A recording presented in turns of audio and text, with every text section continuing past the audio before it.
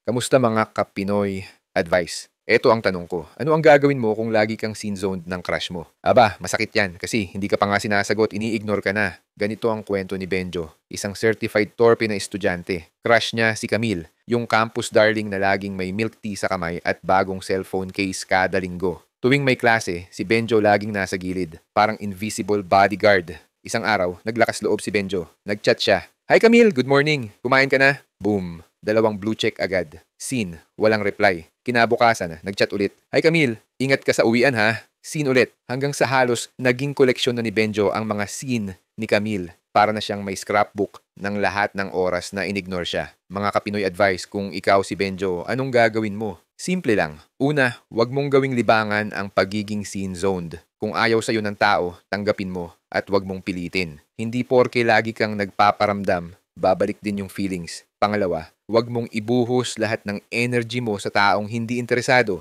Habang busy ka sa kakachat kay Camille na hindi sumasagot, baka may ibang tao dyan na mas genuine ang gusto sa'yo at siya pa yung naghihintay ng simpleng hi galing sa'yo. At pangatlo, wag mong gawing sukatan ng worth mo ang reply ng isang tao. Hindi ka mas valuable dahil nireplyan ka at hindi ka less of a person dahil inignore ka. Ang value mo hindi nakabase sa chatbox kundi sa kung sino ka talaga. Sabi nga sa Ecclesiastes 3:1, there is a time for everything and a season for every activity under the heavens. Kung lagi kang scene-zoned ngayon, baka kasi hindi pa ito yung season mo. Malay mo, hindi si Camille ang tamang tao. Pero darating din yung panahon na hindi ka lang makakakuha ng reply, kundi ng tunay na yes mula sa tamang tao. Kaya mga kapinoy advice, kung ikaw si Benjo, anong gagawin mo? Magpapaka-emo ba dahil sa scene? O tatawanan mo na lang at maghihintay ng tamang panahon? I-share mo sa comments. At syempre, huwag kalimutang i-like at i-subscribe ang Pinoy Advice. Tandaan, minsan mas masarap yung sagot na hindi lang galing sa chat, kundi galing sa puso ng taong para talaga sa'yo.